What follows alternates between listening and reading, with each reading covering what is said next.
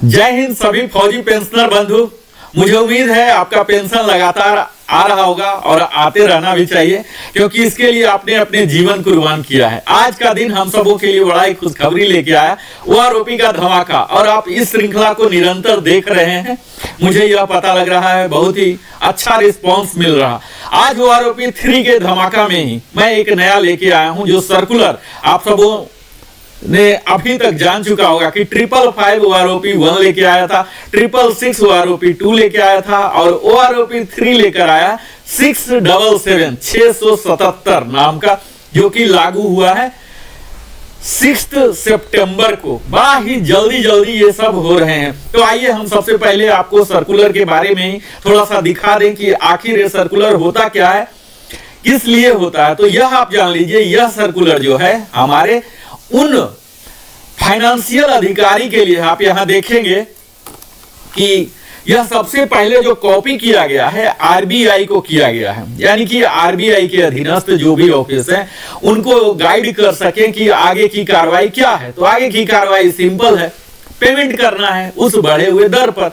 तो इस चीज के लिए जो फाइनल अथॉरिटी है यही सर्कुलर है 677। आप देख पा रहे होंगे 6 सितंबर को जारी किया गया, जिसके पहले एड्रेस ही है आरबीआई, दूसरा सारे सीएमडी हैं, पब्लिक सेक्टर बैंक जितने हैं, उसके बाद प्राइवेट सेक्टर है, उसके बाद यही कॉपी सीपीपीसी के लिए जाता है, जो कि अगर मैनुअल किसी को चेंजेस करने हैं तो वो चेंज करेंगे। यहां सीएमडी पब्लिक सेक्टर से उनके कारपोरेट सेंटर बैकएंड से सॉफ्टवेयर में चेंजेस करेंगे। ऑल मैनेजर सीपीपीसी से, सीपीपीसी के लिए जो बैकएंड से नहीं हो पाएगा कारपोरेट से, वो सीपीपीसी में मैनुअल करना पड़ेगा। इसके लिए ट्रिकल फीड जनरेट करना पड़ता, यह होगा। यही सर्कुलर जा रहे हैं एयर अटैची को भी, जो कि अलग अलग देशों में रहते हैं। यही सर्कुलर सारे सीडीए को भी जा रहे हैं, ताकि उनको पता लगे। आपको यह मालूम होगा कि सर्कुलर 677 के कारण जो भारत सरकार पर आर्थिक बोझ आ रही है, 6500 करोड़ का बोझ आ रहे हैं इसके बढ़ोतरी के कारण। अब यह अलग बात है, मैं अभी उस बात को नहीं करूंगा कि कितना बढ़ा नहीं बढ़ा, क्या विसंगतियां हैं, कितने लोग नाराज हैं, कितने लोग खुश हैं। तत्काल मैं यह 677 की एक जस्ट झांकी आपको दिखा सकूं कि इसका मूल उद्देश्य क्या होता है। तो इसका मूल उद्देश्य है पेमेंट की कार्रवाई प्रारंभ करना, एरियर की कार्रवाई प्रारंभ करना।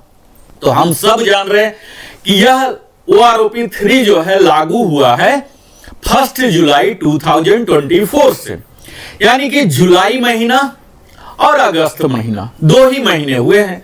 99.99% सितंबर में बढ़ा हुआ पेंशन दर के द्वारा ही हमारा पेंशन होगा, यानी कि 2 ही महीने के एरियर आने की उम्मीद है। और जैसा हम सब जानते हैं, अभी तक हमारा डीए 50% है, जिसके 53% होने की कयास लगाई जा रही है। तो अगर 50% भी माना जाए तो मैं आगे के टेबल में आपको दिखाऊंगा कि कितना आपका मूल वृद्धि हुआ है आपके मूल पेंशन दर में। उदाहरण के तौर पर कह रहा हूं कि अगर 1000 रुपीज आपको बढ़ा हुआ दिख रहा पर मंथ, तो 2 महीने का हुआ और 50% डीए हुआ। यानी कि आप सिंपल फॉर्मूला रख लीजिए कि जो भी बढ़ा हुआ दर दिख रहा आपको, उसको 3 टाइम से मल्टीप्लाई कर दें। यह बड़ा ही सिंपल सा फॉर्मूला है। जो भी बढ़ा हुआ दर दिख रहा 3 से मल्टीप्लाई कर दें, वही आपके एडिशनल सितंबर माह में हो सकता है, बीच में भी हो सकता है कि सितंबर के पेंशन के साथ भी आएगा, जो कि आपको दिवाली दशहरा फेस्टिवल का है, इसमें मनाने में मदद करेगा। यहां आप देख पाएंगे कि यह सर्कुलर जो है 12 को एड्रेस किया गया है। इसमें सारी कुछ बातें वही हैं जो हमने ऑलरेडी कवर कर लिया है, और इसमें लगभग कुछ भी नया नहीं है एप्लीकेबिलिटी डेट के। इसके जो भी हैं ओआरओपी के कौन कौन से एप्लीकेबल हैं, कौन कौन से एप्लीकेबल नहीं हैं, डीएससी के लिए क्या होंगे, फैमिली पेंशन के लिए क्या होंगे, ये तमाम बातें यही सब हैं। इनके क्या मेथोडोलॉजी रहे हैं, डिसेबिलिटी के लिए कौन से टेबल हैं, तो एक जिस्ट आउट किया गया है, जो कि हम अपने अगले वीडियो में इसी श्रृंखला में, ओआरओपी का धमाका श्रृंखला में, इन सारे टेबल को, जो मुख्य टेबल हैं, आउट ऑफ 121 कोशिश करूंगा अधिकतम टेबल को एनालिसिस करके आप सबों के लिए बताऊं। आप लोग अगर चाहते हैं हमारे दर्शक चाहते हैं कि उस टेबल का पहले देखना चाहते हैं तो उसका मैं बताऊंगा, अदरवाइज मैं एक एक कर अधिकतम टेबल को जिसमें ज्यादा से ज्यादा लोग कवर है ये सबको मैं दिखाऊंगा। तो यहां जस्ट दिया गया है कि किस टेबल से किस टेबल तक क्या कवर करता है। आप यहां देखेंगे कि यही OROP का जो सर्कुलर है ये और किन्हें किन्हें जा रहा, तो यह तो है हमारे। यहां आप नीचे देखेंगे जस्ट फॉर इंफॉर्मेशन, इन जो नीचे के लोग हैं इन्हें सिर्फ इंफॉर्मेशन के लिए दिया गया है, इन्हें कुछ करना नहीं है, जस्ट मालूम होना चाहिए। इसमें अधिकतम PCDA के ही हैं, CDA के हैं, जो ऑडिटिंग अथॉरिटी हैं, रिकॉर्ड ऑफिस है, इन लोगों को कुछ ज्यादा करना नहीं होता, लेकिन मालूम होना चाहिए कि हमारे यहां से जो रिटायर हो रहे हैं इनका कितना पेंशन होता है, ये सब जानने के लिए यहां देख रहे हैं सबको दिया गया है। मुख्यतः यह जो आदेश है यह आदेश लागू हो रहा है इन सभी बॉडी पर जो कि करने वाले हैं फॉर एक्शन। ये 12 एड्रेसी जो हैं एक्शन, मुख्यतः इसमें अब चूंकि स्पर्श ही हो गया है, खुद ही है, उसके लिए लागू हो जाएंगे। और CMD PSB के जो हैं इनके लिए है, तो अब स्पर्श को भी आदेश जा चुका जो कि PCDA के इंटरनल बॉडी ही है, वो भी इस पर काम करना शुरू कर दिए हैं। अब मैं आता हूं इससे आगे, जो इसके पीछे वाला लेटर था आप देखे होंगे, DSW का लेटर, जिसके आधार पर ही जो कि MOD का एक ऑथोरिटी था, उसी ऑथोरिटी वाले लेटर में जो कि 4 सितंबर को जारी, जस्ट 2 दिन पहले जारी किया गया था। यह आप देख लीजिए अंतर सर्कुलर में कई लोग इस गवर्नमेंट ऑफ इंडिया का MOD के लेटर को ही लेके बैंक में पहुंच जाते हैं कि मेरा ऐसा हो जाना चाहिए।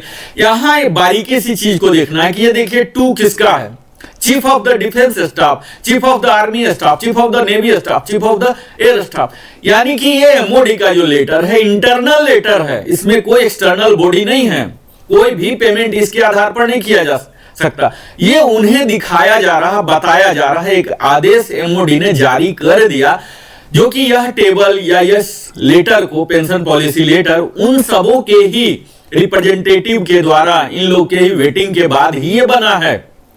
अब ये अमली जामा इसे दे दिया गया, एक ऑथोरिटेटिव रूप दे दिया गया, यह पेंशन पॉलिसी है, लेकिन पेमेंट के लिए ये ऑथोरिटी नहीं है। ये अंतर मैं मूल यहां बताना चाह रहा हूं। यह पेंशन पेइंग ऑथोरिटी नहीं है, पेंशन टेबल के लिए जो कि PCDA जिस पर काम करती है उसके लिए ऑथोरिटी है, इंटरनल बॉडी के लिए। और बैंक के लिए जहां पेमेंट की बात आती है तो उसके लिए सर्कुलर है। यानी कि हम लोग को अगर क्लेम करना है वास्तविक कि हमारा इतना बढ़ जाना चाहिए, इतना नहीं बढ़ा, तो हमारे लिए लैंडमार्क यही 677 होना चाहिए सर्कुलर। इसी सर्कुलर के एनक्लोजर में ये लगे हुए हैं, यानी कि इसके जो सारे तमाम टेबल आप देखेंगे ये सब उसी सर्कुलर का हिस्सा अब बन गया है। ठीक है, तो अब मैं आता हूं अगले अपने मुख्य हिस्सा में। आज का वीडियो मैं मुख्यतः डेडिकेट करना चाहूंगा उन सभी मित्रों को जो कि 2016 1 जनवरी 2016 के बाद जो सेवानिवृत्त हुए हैं, यानी कि 7 CPC के आने के बाद। हम सब जान रहे हैं कि हर पे कमीशन कुछ ना कुछ अच्छाई लाता है, परेशानी लाता है। तो जो परेशानी ला रहा है, आप देखे होंगे कि 2006 से 1 जनवरी 2006 से 6 CPC आया। इससे पीछे के लोगों को MSCP का लाभ नहीं मिलता था, उन्हें लाभ मिलने लगा सिर्फ 1 जनवरी 2006 के बाद। इसी प्रकार कुछ विसंगतियां हुई 2016 के बाद भी, 7 CPC के दौरान भी। 1 जनवरी 2016 के बाद क्या हुआ, वे लोग जो कि X ग्रुप में थे जिनका कि 6200 रखा गया अलाउंसेस, उन्हें अलग टेबल बनाया गया और उसी टेबल का नाम है टेबल नंबर 8, जो कि पिछले OROP 2 से टेबल नंबर 8 इंट्रोड्यूस किया गया। यह एक प्रकार की विसंगतियां हैं।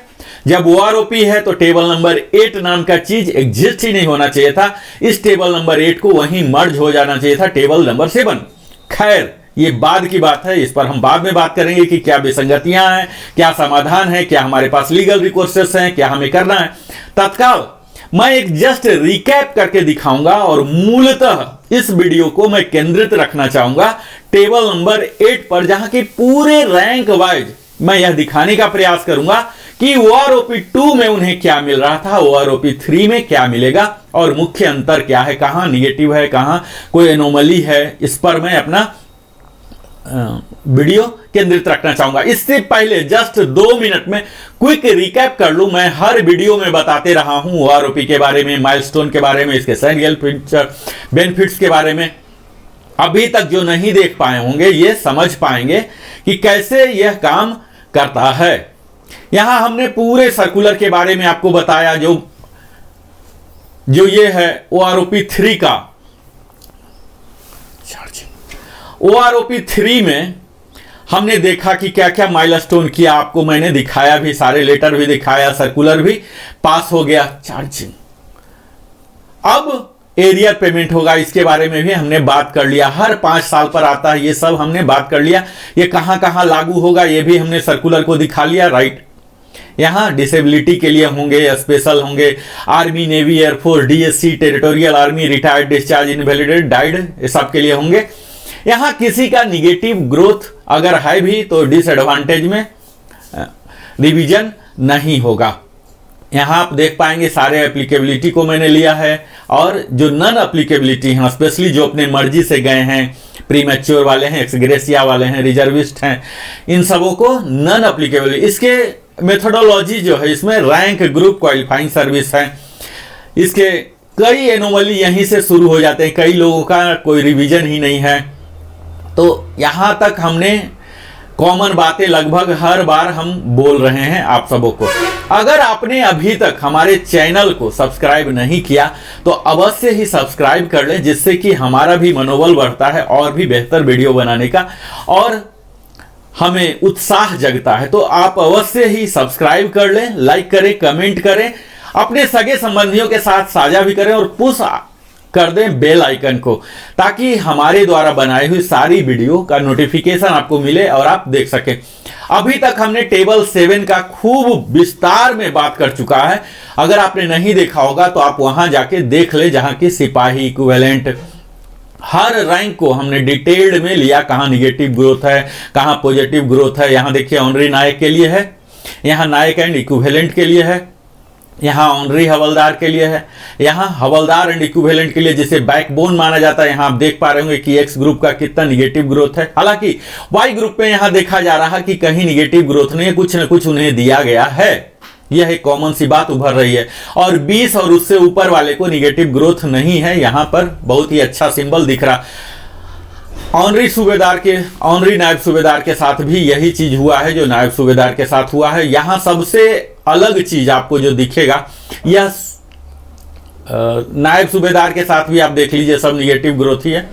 यहां भी 20 के बाद जाके पॉजिटिव ग्रोथ होना शुरू हुआ। सूबेदार के साथ आप देख लीजिए, बिल्कुल ही अद्भुत हुआ है, यहाँ पूरा निगेटिव ग्रोथ है। हालांकि वाई ग्रुप में यह चीज यूनिकनेस दिखा है कि कहीं निगेटिव नहीं है, कुछ न कुछ इनको जरूर मिला है। एक्स ग्रुप में आप देख लीजिए, जो वारंट ऑफिसर और सूबेदार से जो रिटायर हुए हैं, निगेटिव चल रहा। यहाँ थोड़ी सी बढ़ोतरी हुई है।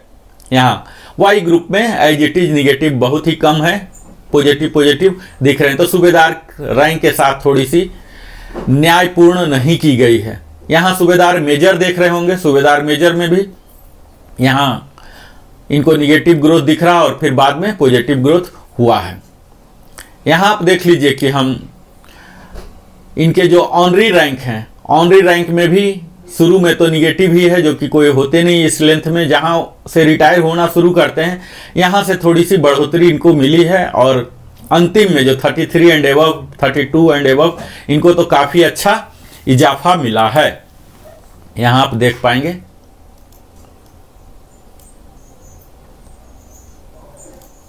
आप यहां देख पाएंगे कि किस प्रकार का चेंजेज आए हैं। यहां आप देख पाएंगे, थोड़ा ही है लेकिन है। अब मैं मूलतः आपको लेके चलता हूं टेबल नंबर, यहां से हमारी यात्रा प्रारंभ हो जाती है, जो कि आप यहां देख पा रहे होंगे कि 1 जुलाई से उन सभी जेसीओ को या अदर्स को यह टेबल लागू हो रहा। टेबल नंबर 8 जो कि एक्सक्लूसिव ग्रुप एक्स के लिए है। तो अगर आप ग्रुप एक्स के हैं और 7 CPC में रिटायर हुए हैं जो कि डायरेक्ट EPPO आपको मिला है, तो यह वीडियो आपके लिए यहां से अब इंपॉर्टेंट होने जा रहा है।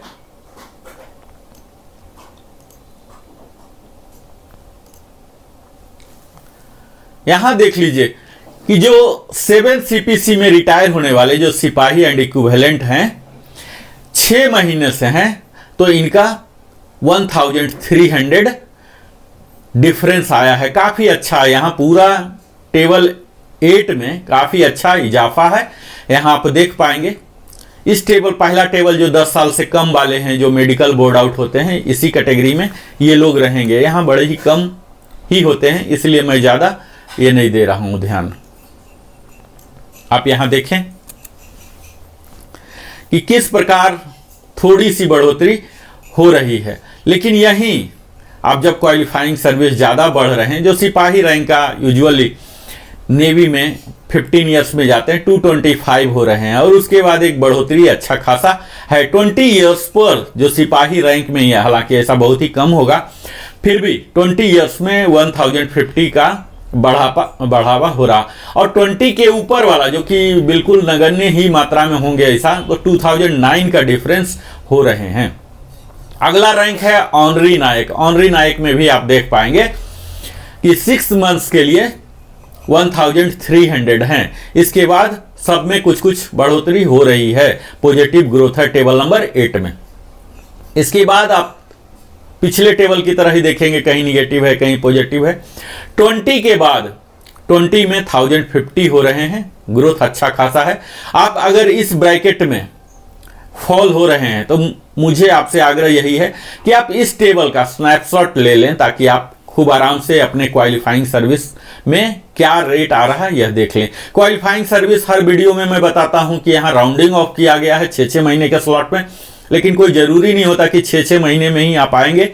कई का 3 महीना रहेगा, तो अगर 3 महीना स्पिल ओवर हुआ, यानी कि उदाहरण यहां ले लीजिए 11 ईयर्स 3 मंथ हुए हैं, तो आपको 11 में ही रखा जाएगा। लेकिन 11 ईयर्स 3 मंथ्स 1 डे हुआ है, तो आपको 11.5 में चले जाएंगे। इसी प्रकार अगर आपके 10 ईयर्स 9 मंथ्स 1 डे हुए हैं, तो आपको 11 में आ जाएंगे। तो इस तरह से इसका फिलॉसफी होता है rounding off qualifying service. Honorary Naik में भी आप देख पाएंगे कि 20 ईयर्स में 1050 रुपीज का इजाफा हो रहा है, और 20 के ऊपर में फिर से वही ट्रिक किया गया है, 2009 का इंक्रीज दे दिया गया है। अगला है नायक एंड इक्विवेलेंट, जिसमें काफी लोग रिटायर होते हैं। आप यहां देखेंगे इनके लिए काफी कुछ दिया गया है। यहां आप देखिए इनके लिए काफी कुछ दिया गया है। 6 महीने से ही इनको 1300 जो नायक जाते हैं 10 ईयर्स तक भी जा रहे हैं, तो इन्हें अच्छा खासा इजाफा मिल रहा है। यही चीज 10 से ऊपर वाले अधिकतम जाते हैं। यहां थोड़ा सा दुख ही करने वाला है कि अगर कोई नायक 15 में जा रहे हैं तो 1308 का डिक्रीज हो रहा है, यानी कि इनको एडवांटेज नहीं मिल रहा। 17 तक यूजुअली ये नायक जाते हैं, तो यहाँ निगेटिव हो रहा, कुछ भी नहीं मिल रहा 7 CPC वाले को। तो यहाँ आप देख पाएंगे 20 ईयर्स में भी जा रहे हैं तो मात्र 707 रुपीज का इजाफा हुआ है। इसके ऊपर बहुत ही कम जाने वाले होंगे, और इस टेबल बनाने वाले को भी मालूम है कि 22 के बाद कोई नायक नहीं रहेगा, वो हवलदार बन ही जाएगा या ऑनरी बन जाएगा। तो यहाँ 22 के बाद अंधाधुन वैल्यू इन्होंने दिया है 2657 टेबल 8 में, जो कि 28 मैक्सिमम है, यहां तक जा रहा है। अगला रैंक है ऑनरी हवलदार, जो कि सिर्फ आर्मी में ही होता है। यहां आप शुरू में देखेंगे 10 साल तक काफी बेहतर इजाफा है, 3 डिजिट में है, काफी खुश करने वाला। हालांकि इसमें कम ही होंगे जो ऑनरी हवलदार होंगे, तो 20+ हो जाएगा, इसमें फॉल नहीं हो पाएंगे। बहुत ही कम जो कि स्पोर्ट्स कोटा से डायरेक्ट स्पेशल प्रमोशन लिए आउट ऑफ टर्न, तो ये सब हो सकते हैं एक्सेप्शनल वाले। यहाँ फिर देखिए 10 के ऊपर वाले कुछ हो सकते हैं।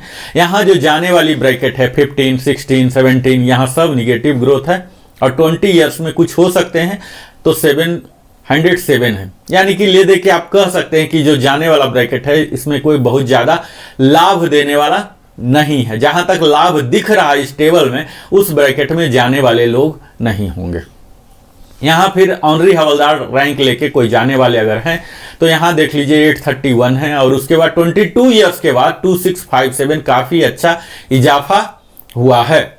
हवलदार एंड इक्विवेलेंट, मैं बार बार बोलता हूँ कि हवलदार हमारे डिफेंस फोर्सेस के एक बैकबोन होते हैं। टेबल नंबर 8 में यही चीज दिख रहा है कि यहाँ टोटल निगेटिव, बैकबोन को पूरे निगेटिव ग्रोथ दिला दिया है। 10 ईयर्स तक कुछ भी नहीं मिल रहा। हालांकि 10 ईयर्स तक हवलदार जाने वाले बहुत कम होंगे। इनके जाने का दर जो 20+ ही शुरू होता है। 17 तक भी अगर कोई आउट ऑफ टर्न प्रमोशन लेके गए हैं या डायरेक्ट रिक्रूट हुए हैं तो इन्हें कोई ज़्यादा लाभ नहीं होगा। 17 ईयर्स तक -925 ही हो रहा है एक्स ग्रुप में टेबल नंबर 8 का। जब ये जाने लगे 20 से तो इनको 1350 का लाभ हो रहा है।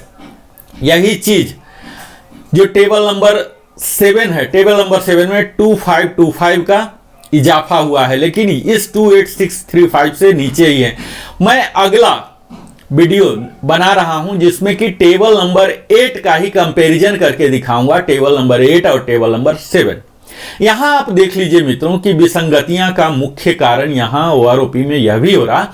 आप यहां देखिए कि 20 ईयर्स में है ये 20 ईयर्स के कई सार्जेंट ऐसे हो सकते हैं जो सार्जेंट उन्होंने 10 ईयर्स में बन गया, 11 में बने, 12 में बने, 13 में बने, 15 में बने। जस्ट एग्जांपल के लिए बोल रहा हूं। कुछ लोग सार्जेंट 5 ही साल रहे, कुछ 2 साल रहे और कुछ 1 ही साल रहे। ऐसा भी केस हो सकता है। अब यहां देख लीजिए कि उन सब का पेंशन यही होगा, जबकि उनका जो सैलरी था या जो मूल पीपीओ जो पहली बार उनको रिटायरमेंट के टाइम जारी किया गया पीपीओ, उसमें इससे इस वैल्यू से बहुत ज्यादा ऑलरेडी होगा।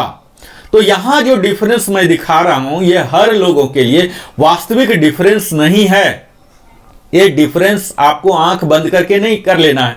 आपको अपना जो प्रेजेंट बेसिक है, जो पेंशन स्लिप में आप देख सकते हैं, अपने प्रीवियस पीपीओ में दे सकते हैं, वहां से कृपया करके आप वेरीफाई करें कि आपका प्रेजेंट बेसिक कितना है। हो सकता है कि यहां बढ़ा हुआ दिख रहा हो लेकिन एक्चुअल आपके लिए बढ़ा हुआ नहीं होगा, क्योंकि अगर आपने फास्ट प्रमोशन लिया होगा तो इससे ज्यादा आपको ऑलरेडी मिल रहा होगा। यही यहां ओआरओपी के विसंगतियां का मूल कारण होता है। जैसे आप यहां समझें, अगला रैंक आपको दिखाता हूं सूबेदार का, सूबेदार नायब सूबेदार का आप देख लीजिए। नायब सूबेदार कोई लोग ऐसे होंगे जो डायरेक्ट हवलदार बन के आए, एजुकेशन इंस्ट्रक्टर, पंडित और कई ऐसे ट्रेड होते हैं हमारे फौज में। यहां आप नायब सूबेदार को देखें तब आपको पता लगेगा। यहाँ 10 ईयर तक टोटल माइनस ग्रोथ है, ठीक है, इस पर बात नहीं कर रहा हूं। 17.5 तक माइनस है या जीरो है, बात नहीं कर रहा हूं। 20 तक भी जीरो है, इस पर बात नहीं कर रहा हूं। 20 के ऊपर भी 23.5 जीरो ही है, और इसके बाद 24 से 100 है, और यहाँ 11, यानी कि नायब सूबेदार को यहाँ भी कुछ नहीं दिया गया। टेबल नंबर 7 में भी कुछ नहीं दिया गया और टेबल नंबर 8 में भी लगभग नगण्य के बराबर ही है, 26 वाले को मिला है। अब यहाँ यह देख लीजिए कि नायब सूबेदार कोई 26 साल का अगर रिटायर हुए हैं तो ये हो सकता है कुछ लोग ऐसे सैंपल होंगे जो कि नायब सूबेदार सिर्फ 2 ही साल के लिए बने थे या लास्ट 6 मंथ में बने थे, नायब सूबेदार से रिटायर हुए हैं सिर्फ। और कुछ ऐसे हो सकते हैं जो कि पिछले 10 साल से ही नायब सूबेदार पद पर ही होंगे। तो यहां मूल कारण यह भी हो जाते हैं विसंगति आने का कि यहां वो जो लास्ट रैंक हेल्ड है इसका कंसिडरेशन नहीं किया गया है। यहां जो कंसिडरेशन होते हैं ओआरओपी के टेबल फॉर्मेशन में मुख्यतः उनके ग्रुप क्या हैं, उनका रैंक क्या है, क्वालिफाइंग सर्विस क्या है, last rank held for how many years, इस चीज का कंसिडरेशन नहीं है। जबकि सैलरी में इस चीज का कंसिडरेशन होता है, लेकिन लास्ट तक आते आते जब पेंशन का करते हैं तब यहां राउंडिंग ले लेते हैं। और यहां जो सैंपल भी लिया गया है 2023 सा, तो यह महज संजोग की बात है कि उस समय जो उस रैंक में रिटायर हो रहे थे वो उस रैंक को कितना ज्यादा होल्ड करके तब रिटायर हुए थे। अगर उस रैंक को ज्यादा साल तक होल्ड करके रिटायर हुए हैं तब तो अधिकतम पर हुए होंगे, तब तो जो एवरेज वैल्यू आएगा वो अधिकतम आएगा। लेकिन उस साल अगर कम से कम पर ही वैल्यू लेके ही रिटायर होने वाले ज्यादा संख्या रहे हैं तो उनका एवरेज भी डाउन हो जाएगा।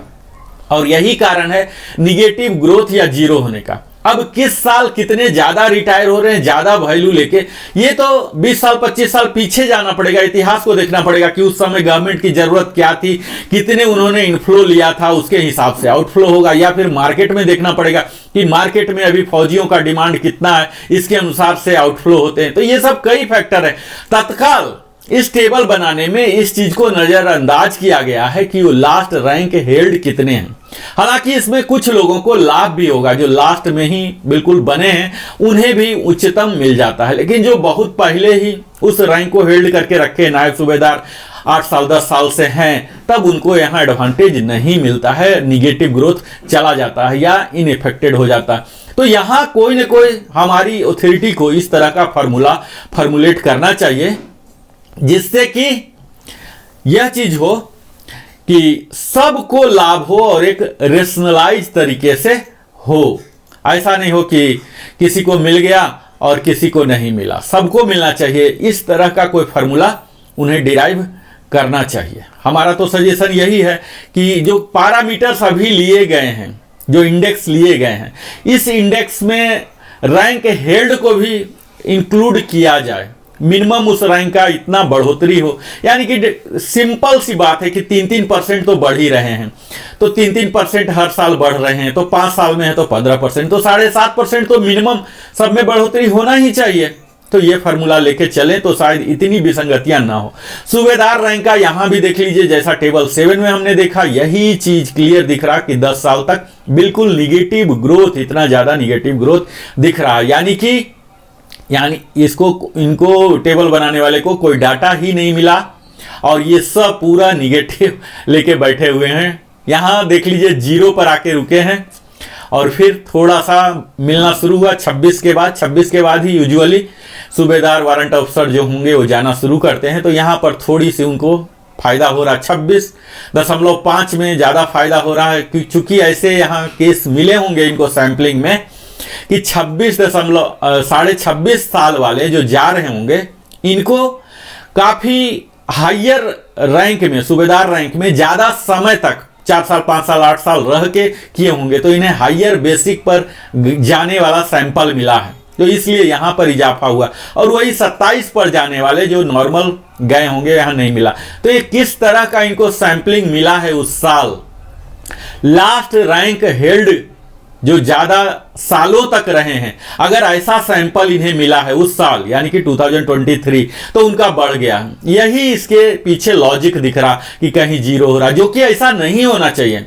इनका पॉलिसी टेबल फॉर्मेशन में ऐसा होना चाहिए कि सबको इतना मिनिमम होना ही चाहिए। अब यहां देख लीजिए कि 25 साल वाले का कुछ भी नहीं हो रहा, यहां निगेटिव हो रहा, और 26 में वही जाके 8 हो रहा। तो 22.5 से लेके 25.5 तक कुछ भी नहीं मिल रहा और 26 में जाके 800 रुपया मिला है। तो ये सब विसंगतियां हैं जो कि क्लियर कट सूबेदार में बहुत ही ज्यादा इंपैक्ट कर रहा है, निगेटिव इंपैक्ट आ रहा है। इसी प्रकार सूबेदार मेजर में आप देख लीजिए कि इसमें जो हम देख पा रहे हैं अधिकतम है इनका, सारे निगेटिव ही आपको लग रहा है। यहां 10 साल तक निगेटिव ही दिख रहा। हालांकि 10 साल में कोई सूबेदार मेजर बन के नहीं जाएंगे, कोई एजुकेशन इंस्ट्रक्टर या डायरेक्ट हवलदार से या जेसीओ से हुए हो सकते हैं और मेडिकल बोर्ड आउट हो जाएं, तब अलग बात है। 20 तक भी यहाँ पूरा निगेटिव, इतना भयंकर निगेटिव इनको मिल रहा है, यानी कि सैंपल ही इनको नहीं मिला है। सैंपल नहीं मिलने की वजह से इनका एवरेज खराब हुआ। एक आध कोई सैंपल मेडिकल वाला मिला होगा जिसका कि बहुत ही लो रहा, क्योंकि कम लेंथ ऑफ सर्विस में जब आउट हो रहा तो उसका बेसिक भी कम ही होगा, तो कम वाले के कारण ये पूरा निगेटिव चला गया। तो ये एक विसंगति पूर्ण है। इसी तरह से आप देखेंगे सूबेदार मेजर का यहाँ 20 से ऊपर वाला है, जो कि एक्चुअल यहाँ पर सारे निगेटिव ही दिख रहे हैं आपको। यहाँ आप देखिए पूरा निगेटिव, पॉजिटिव वैल्यू 26 से शुरू हुआ है, जो कि यहां से जाना शुरू ऑलमोस्ट करेंगे। टेबल नंबर 8 में आप देखेंगे कि सूबेदार मेजर को यहां से 1000 मिलना शुरू हुआ है। 26 के बाद ही यूजुअली एसएम बनेंगे, एमडब्ल्यू बनेंगे। इतना अभी तो एमडब्ल्यू के लिए 30 इयर्स क्वालिफाइंग सर्विस है, तो 30 के बाद ही बनेंगे ही और उसके बाद ही जाएंगे, 31 में जाएंगे। तो वहां जब वो जाना शुरू होंगे तो उन्हें एक मिल रहा 1000 रुपीज एटलीस्ट मिल रहा है। यहाँ भी आप देख लीजिए कि 1000 रुपीज इन्हें मिल रहा है। लास्ट में जब सूबेदार मेजर ये सबको काफ़ी अच्छा मिला है, 33 एंड एबव को तो 46300 जो HFO का है यही दे दिया गया है। यहाँ सूबेदार मेजर का आप देख पाएंगे। ACP वाले का भी इसी तरह से फर्स्ट जो 10 ईयर्स तक पूरा निगेटिव है, अगला भी 20 ईयर्स तक निगेटिव है। यहाँ फिर से पॉजिटिव 26 साल के बाद ही होना शुरू हुआ है। सेम जो सूबेदार मेजर का है वही ACP 1 में भी है। तो इस प्रकार का यहाँ आप देख पाएंगे ये सारे टेबल।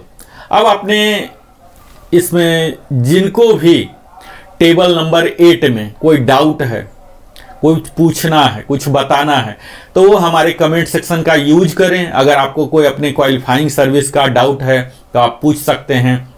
और एरियर की बात जहां हम बार बार ही बोल रहे हैं कि एरियर आपको सितंबर महीना में आ जाएगा। जो भी यहां बढ़ा हुआ दिख रहा है उसको 3 टाइम्स आप कर दीजिए, यही आपका बढ़ा हुआ एरियर आएगा। आप हमारे साथ निरंतर बने रहते हैं। आप जिस कैटेगरी में फॉल हो रहे हैं इस टेबल को आप ये कर लीजिए। यहां पर आप स्नैपशॉट ले सकते हैं। दिल की गहराइयों से बहुत बहुत धन्यवाद आप सबों का, क्योंकि आप अपने जीवन का बहुमूल्य समय देते हैं हमारे साथ। और यहाँ मैं आपको अगर समराइज करूँ तो हमने अभी तक जो वीडियो में देखा, आपने देखा होगा कि तो आज के वीडियो में हमने यह देखा कि किस प्रकार का लाभ आपको मिला है और इसकी क्या ऑथोरिटी है। सर्कुलर नंबर 677 जारी हो गया 6 सितंबर 24 को, जो कि हमारे लिए सचमुच एक धमाका का रूप लेके आया है। ये किन्हीं किन्हीं जारी हुआ है। सर्कुलर का नंबर, सर्कुलर का मतलब क्या हुआ, ये कहाँ कहाँ जाता है, ये जस्ट एक कवरिंग लेटर है। ऑथोरिटी है जो पेमेंट करेंगे, जो फाइनेंशियल ऑथोरिटी है उनके लिए एक आदेश है, चाहे वो स्पर्श हो या डिफरेंट पीडीए हो, चाहे हमारे ट्रेजरी हो, डीपीडीओ हो, पोस्ट ऑफिस हो, बैंक्स हो, सब के लिए एक महज आदेश है। इस आदेश जारी होने के बाद वो लोग अपना कार्रवाई प्रारंभ कर देते हैं। और ये सब जो ऑथोरिटी है 36 कॉपी जो स्पेयर कॉपी भी है, ये सब इनके लिए इंफॉर्मेशन के लिए है कि इनको पता होना चाहिए कि हमारे यहाँ जो काम करते हैं उनका क्या है। और ये सब जो ऑडिटर हैं, ऑडिटर को पता होना चाहिए, तब जाके वहां जाके ऑडिट करेंगे, है ना। यहाँ देख लीजिए लिखा हुआ 29 ऑफिसर ICS स्पर्श, इनके लिए स्पेशल इंस्ट्रक्शन है फॉर सुटेबल अमेंडमेंट इन स्पर्श प्रोग्राम, यानी कि TCS के द्वारा जो बनाया हुआ स्पर्श प्रोग्राम है उसमें चेंजिंग ऑलरेडी प्रारंभ हो चुके हैं। तो हम कयास लगा सकते हैं कि यथाशीघ्र हमारे बढ़े हुए मात्रा का 3 टाइम्स एरियर आ जाएंगे और सितंबर महीना से हमारा बढ़ा हुआ आ जाएगा। इसी के साथ हमने पेंशन पॉलिसी भी देखा कि पेंशन पॉलिसी किस प्रकार सर्कुलर का रूप लेता है, जो कि इंटरनल है। हमें इस पेंशन पॉलिसी लेटर को लेके कहीं बैंक या किसी PDA के पास, पेंशन डिस्बर्सिंग एजेंसी के पास नहीं जाना कि हमारा इस टेबल से होना है। अगर हमें जाना है तो सर्कुलर को लेके जाना है। यहां आप देख पाएंगे कि यह 265 पेजेस के जहां 121 टेबल है, जिसे मैं बारी बारी करके एनालाइज करके आप सबों को दिखाने जा रहा हूं। तो आज तक हमने काफी कुछ कवर किया और उम्मीद है आप हमारे साथ इसी प्रकार जुड़े रहेंगे। और भी मैं कई तरह की नई आपके लिए लाता रहूंगा और आपको सुदृढ़ करते रहूंगा। बहुत बहुत धन्यवाद, बहुत बहुत धन्यवाद। फिर मिलता हूं अगले वीडियो में, तब तक जय हिंद।